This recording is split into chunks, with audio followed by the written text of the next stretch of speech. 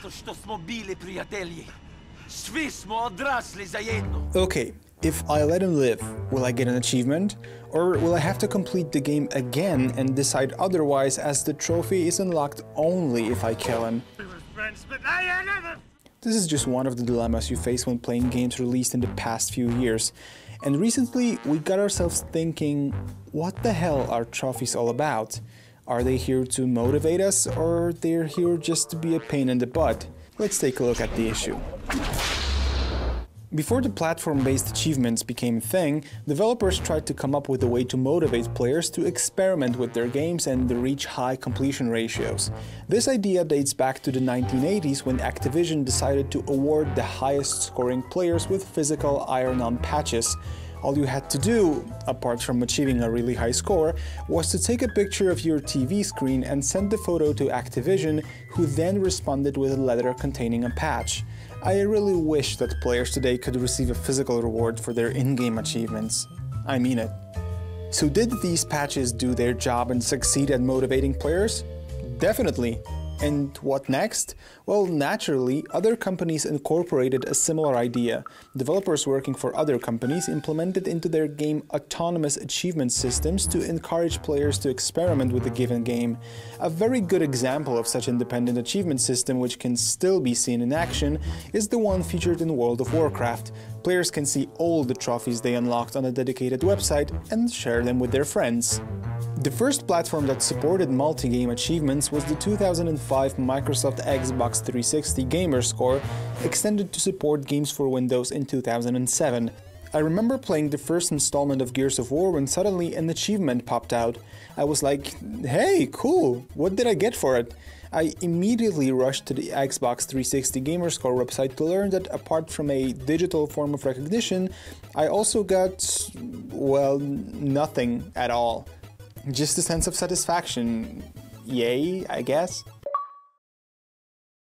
The very same year, Valve released their own platform-based achievement system that reached an even wider audience, as it comprised games for PC Windows, Mac, Linux, and SteamOS. In 2008, Sony introduced their own trophies for games available on PlayStation 3, and since then, each gaming platform, including mobile devices, has implemented their own achievements. Interestingly enough, a single game available on different platforms like PS4 and X1 has similar achievements to unlock. But why the hell would we want them anyway? Now that we know how this started, let's move on to the achievements we can unlock today. Allow me to start with the most basic ones, namely the story-related trophies. As you play a game and complete consecutive sections of its campaign, you are bound to unlock new achievements. Every time you hear this familiar sound and see that you have managed to unlock a new trophy, you feel a surge of satisfaction. This type of achievements aims at rewarding players for their progress with the game's campaign. It also reminds them of the progress they have made so far. A subtype of these trophies are the tutorial achievements. Everyone can agree that in most games tutorials are boring. But okay, I know that the best exception to this rule is probably the tutorial featured in Far Cry Blood Dragon. I fucking hate tutorials, and this one is terrible. Anyway, to make them more entertaining and rewarding, developers often implement additional trophies for completing a given training section. These achievements do not alter the mechanics, they simply make the tutorial section feel worth playing. Then there are the so-called challenge achievements that encourage players to develop their skills when playing a given game. A 100-hit combo, killing dozens of enemies without being injured, or beating the game within a specified time limit are only a few of all the available challenge options. The fact that these are difficult to unlock makes them even more rewarding and reserved for those most dedicated to a selected title. Or they might be a pain in the ass. Trophies, not players. On the other hand, we have all the annoying achievements. These include making a specific choice, like the one I have described in the introduction. The game gives you a choice to make, but you can unlock the trophy only if you make a decision exactly as the trophy expects you to. And this is not motivation. After I complete a game and see what trophies are left for me to unlock, I feel irritated and think to myself, do I really have to complete the entire game again, only to make a different choice?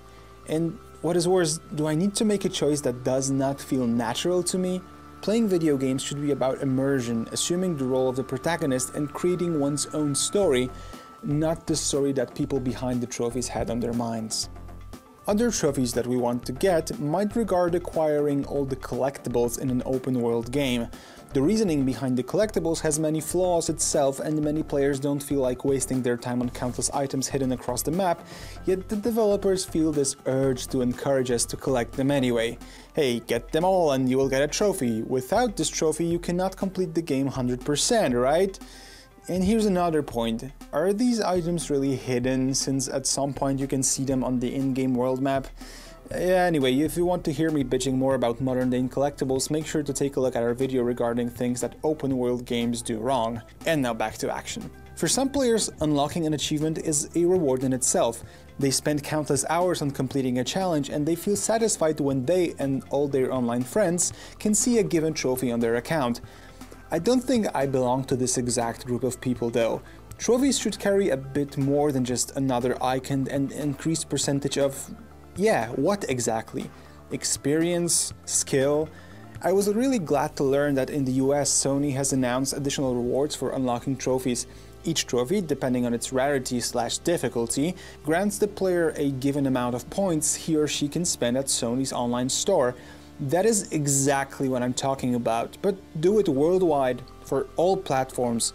Unlocking trophies would have been so much different if only we knew that there was another reward for it.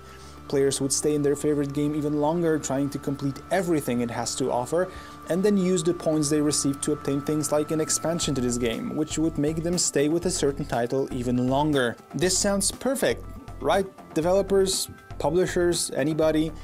Well, at least Ubisoft does this kind of thing with their Ubi points that you get for completing certain stages in the game, and then you can get some stuff like additional clothing or additional DLC with small missions for those points in other games, so yay Ubisoft. To sum these things up, trophies that inform you of your progress are really nice and rewarding. They differentiate the experience and make a game more engaging. Being rewarded for completing a difficult challenge is also a welcome bonus. I mean, who doesn't like a good pat on their back? That's how we do it. Yeah! And some players need this kind of motivation to experiment with the game as well as discover its secrets and Easter eggs.